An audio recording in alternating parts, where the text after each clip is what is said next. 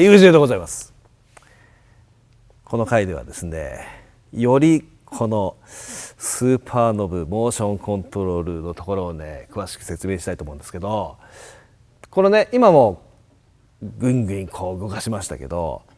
このねモーションコントロールとこのスーパーノブ、これスーパーノブねでモーションコントロールというねシーケンスあるわけですけど、じゃあまずこのスーパーノブがどういう音の変化を一体このねモンタージュの中で起こしているのか、発生させているのか、これはね見てみたいと思いますけど、いくつか代表的なね、ものをちょっと選んでみたんで言ってみましょうか。例えばね分かりやすいので言うと、例えばここに今 CFX プラス FMEP って出てますけど、これはすなわちこれで今 CFX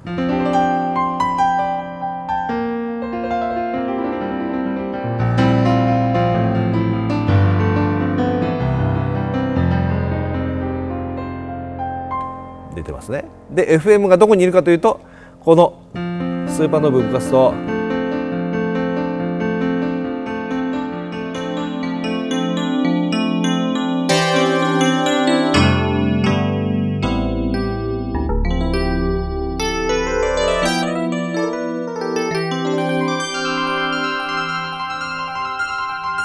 すなわち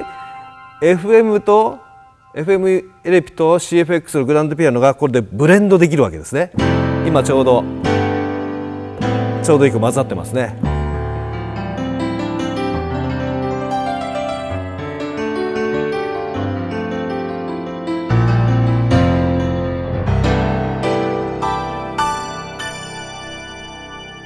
という具合にこう2つの音色をこうバランスを変えるっていうタイプ。さてこの音色クワイヤーストリングスパイプオルガンという音色なんですけど、これもね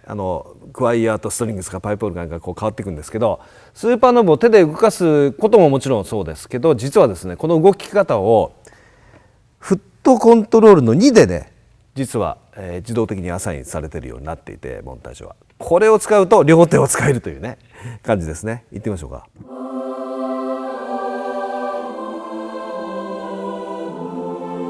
でストリングスが加わる。で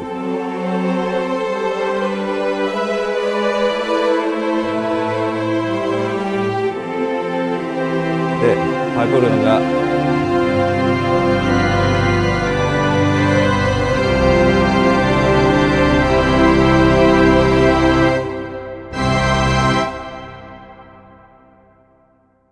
もっと派手にパラメータが変わっていくようなもので見てみましょうか。例えばこのアールズロゴっていう音色、これはね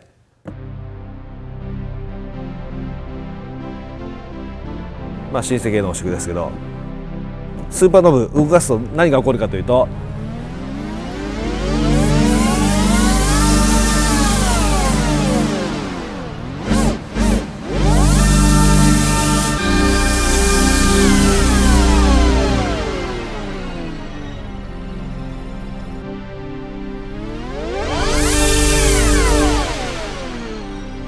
もうピッチがもうド派手にぐわーっと変わっていく。これはこういう変化は今まではできなかったですね。次こういう音色、すなわちパラメーターが変わっていく感じ。例えば FM のこのリニアシンセっていう音色はこういう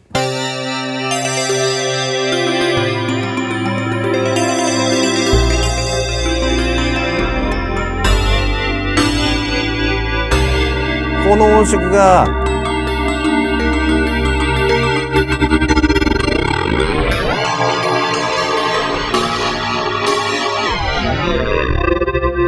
もうこれは完璧に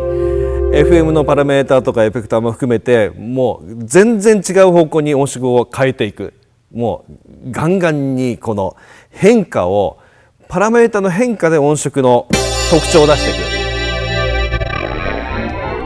と、この辺がすごいね。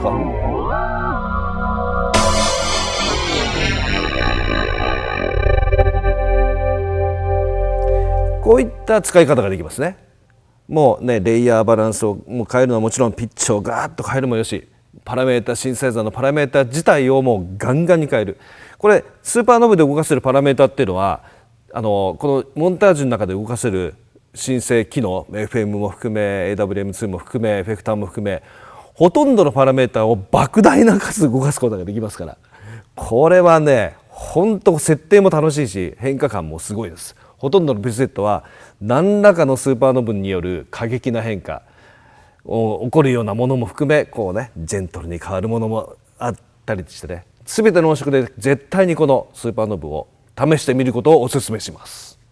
さてこのモンタージュのね心臓部っていうか皆さん興味のあるスーパーノブももちろんそうですけどモーションシークエンス、これはね一体どういうことになってるのか、これをですね、じっくり見てみましょうか。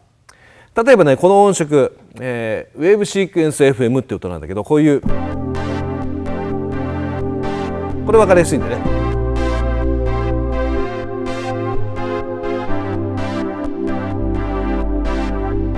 ちなみにここにモーションシークエンスオンオフ、このオンになってますね、オレンジ色でね。これをオフにしてみましょうか。そうするとどうなるかというとこういう音なの。オンにしてみますね。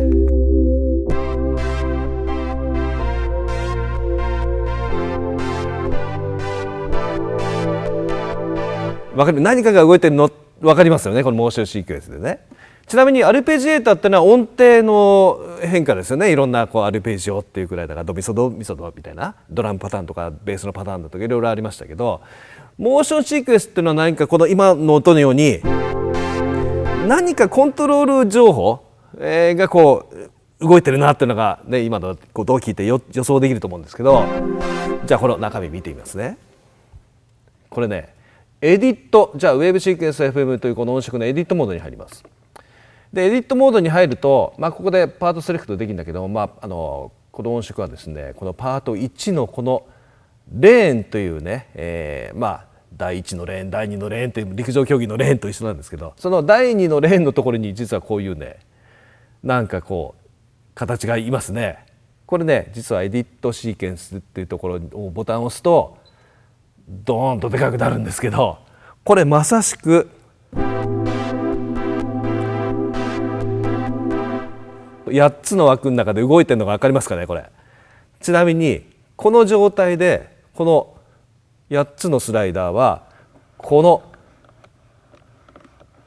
ボリュームバランスになるわけですよ。例えば1個だけ上げてみましょうか。どうなるかというと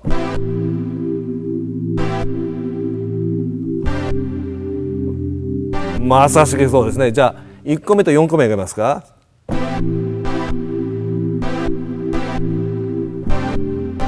だんだん分かってきましたね皆さん。じゃあこうやってみましょうか。1357、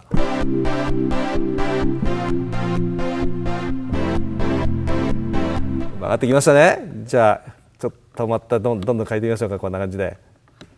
この順番に4つずつの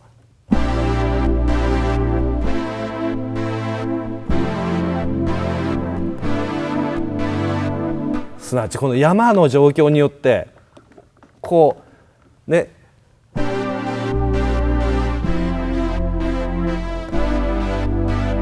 変化が起こってる。この変化を起こすのは何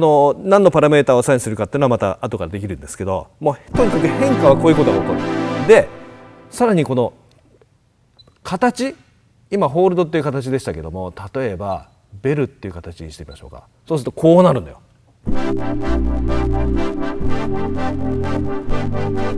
わかります？ちなみにこれのこの上のこのノブのところのねアルペジエーターモーションシークエンスのところにここにねアンプリチュードとかシェイプとかスムースってあるんですけど、例えばシェイプを変えてみるとシェイプが変わるの分かりますか？ほらほらスムースにするとちょっとふわふわになってきますね。アンプリチュードランダムってやるとランダムにいろんなものが動いてきますね。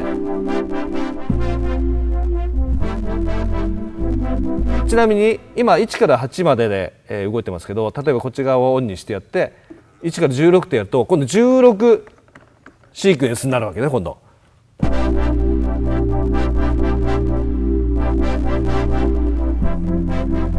これですよ。これがモーションシークエンスの正体。これはね画期的ですね。素晴らしいです。さてこのモンタージュのこのスーパーノブモーションシークエンスと、紹介しましたけど、もう一つ重要なねエンベロープフォロワーっていうのがありまして、これまたすごいんですけど、エンベロープっていうのは時間的な変化っていうことね、フォロワーっていうのはそれに追従して何かが起こるみたいなイメージですけど、これね何かというと説明しますね。今私の iPhone、 これヤマハシンセブックというアプリがあってですね、そのドラムのパターンがあるんで、それをね今ループで鳴らしてます。でモンタージュの AD インプットに今入ってて、電気つけててちょっとボリューム上げるね。そうすると今出てるのはヤマハシンセブックのドラムのパターンがなってますね。で今出てる音色は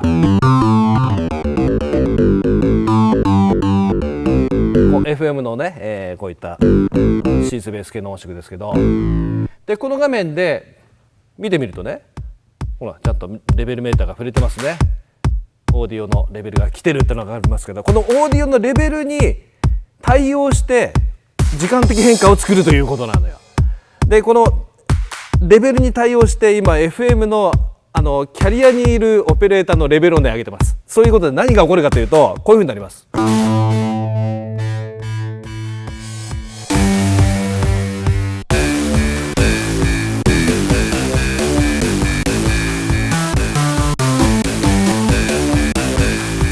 ないとこれで入れるとテンポ変えてみましょうか。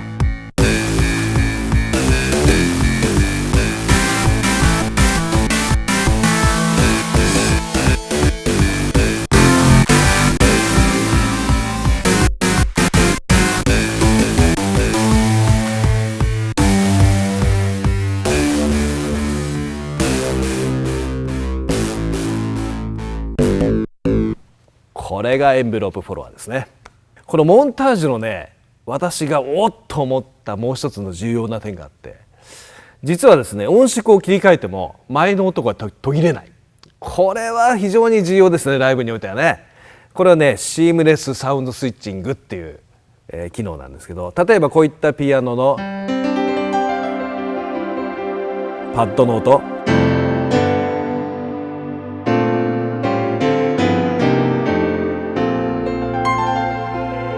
この音から次の音に切り替えます。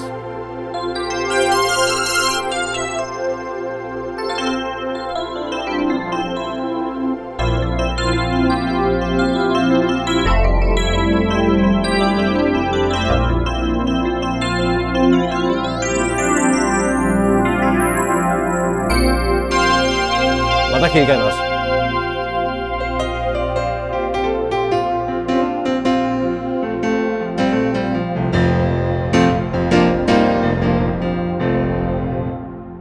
これがシームレスサウンドスイッチング。もうライブでは最高の機能となるでしょうね。でね、こういうふうに見て分かる通り、やっぱりモチーフとの違いっていうのが本当よく分かってもらえたかなと思うんですよね。もう今のねシームレスサウンドスイッチングもそうですけど、スーパーノブはもちろん、モーションシークエンスはもちろんでね、タッチパネルもそうですね。でね、大きくやっぱりね違うのは、これ今パフォーマンスっていうものがある通り、このモードでね全てを集約してるんです。これモードレス。今までのモチーフだとボイスがあってパフォーマンスがあってマスターモードがあってシーケンサーがあってみたいなね、いろんなモードがあったんだけど、今回はこのパフォーマンスに全てが集約されてる。モードはこれのみ。シンプルでいいですね。バッチリです。